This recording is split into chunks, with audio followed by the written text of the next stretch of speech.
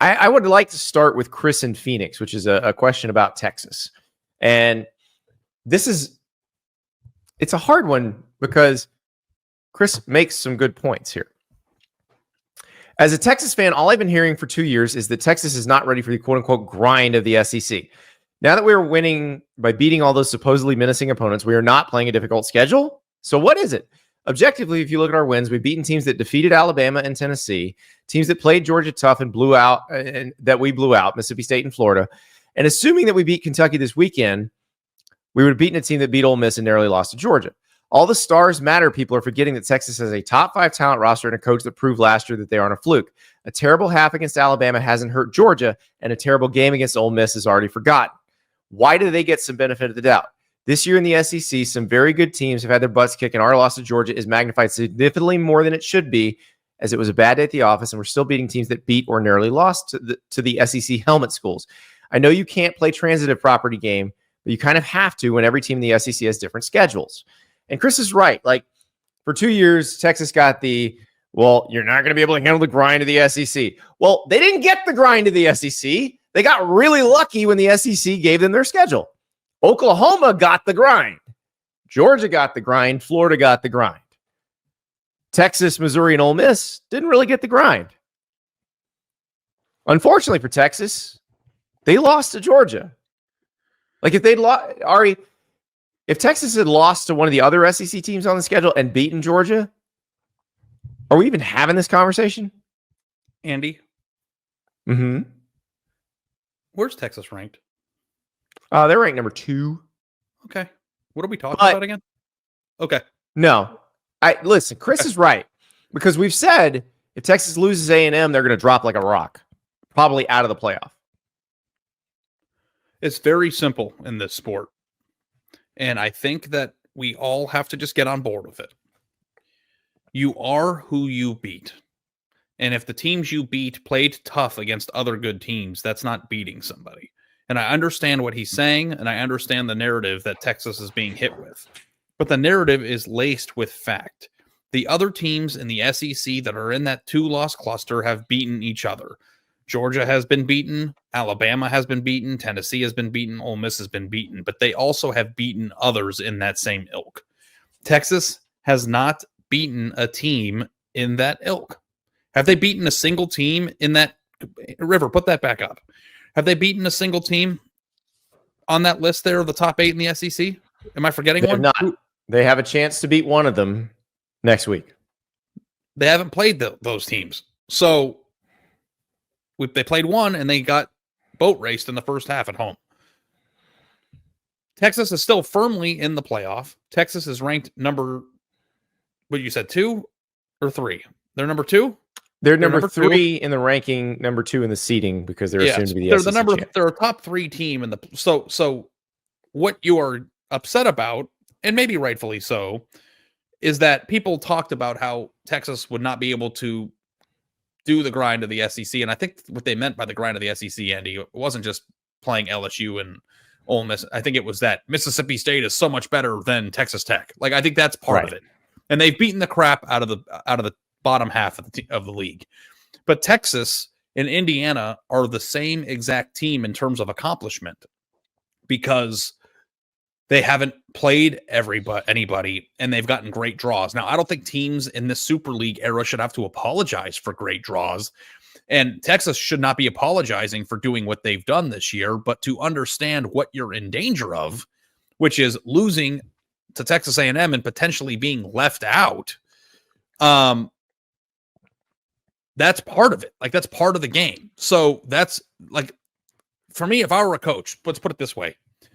Would you trade Georgia's schedule for Texas's schedule, or would you rather have an easy schedule with a smaller margin of error? So, like, and I understand that Texas's strength of schedule is technically much better than Indiana's. I'm not saying it's the same exact thing. What I'm saying is both teams have gotten advantageous draws in their conference and have taken advantage of those draws. But the payback or the drawback of those advantageous draws is you do not get the benefit of the doubt for losing games that the other teams get when they have beaten the teams that you didn't have an opportunity to play. And that's just fair. Like, I don't know. Like, You have a bigger opportunity to win 10 games or 11 games, but you have a smaller margin of error for losing to teams that you're not supposed to lose to.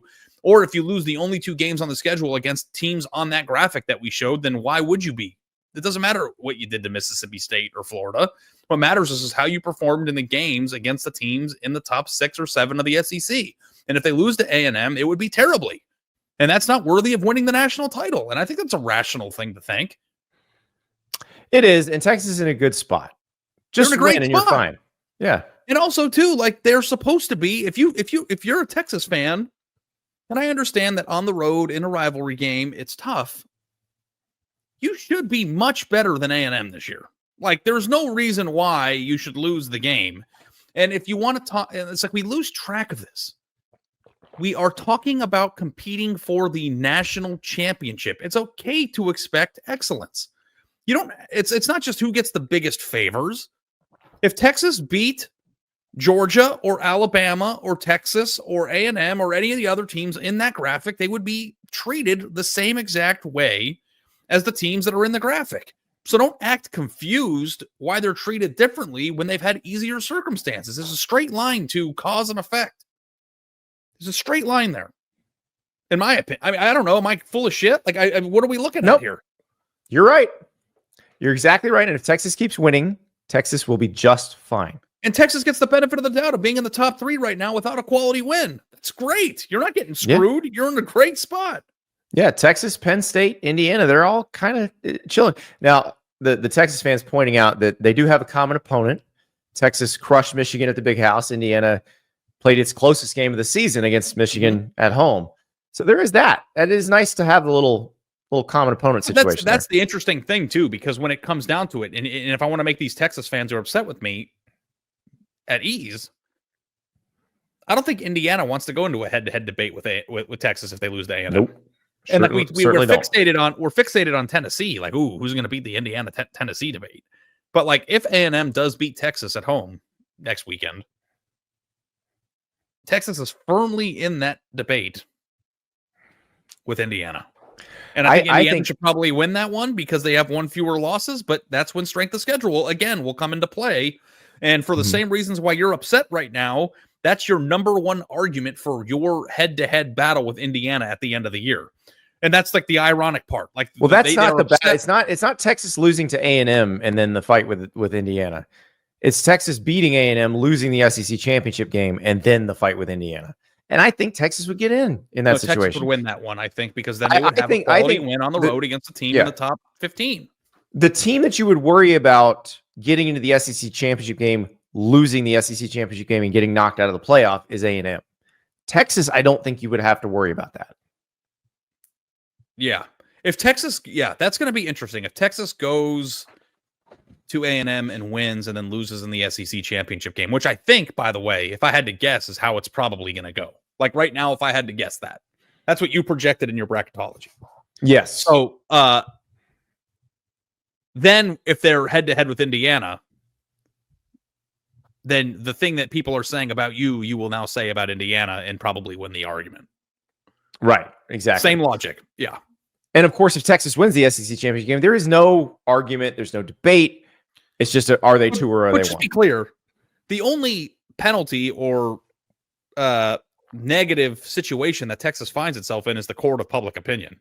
But in what actually matters, which is the committee's rankings, they love Texas. So like, you're good. You know what I mean? Like, our producer River asks a really interesting question. So we'll add this one to the Dear Andy and Dear Ari.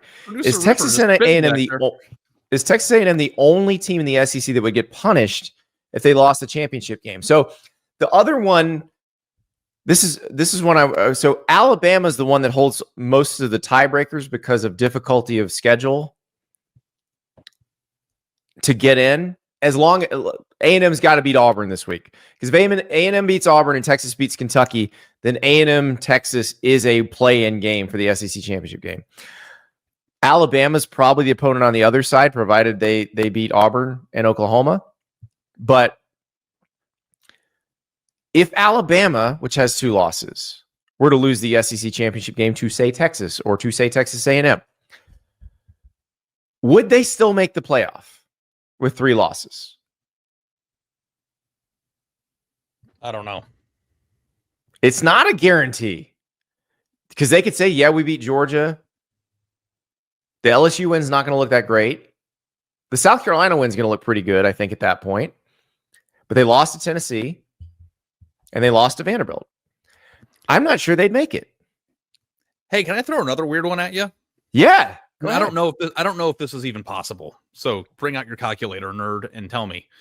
Okay. But is there a scenario like who has to lose for Texas A&M and Texas to play in the SEC championship game? Like, would that have to be utter chaos? Like, if Alabama loses to Auburn,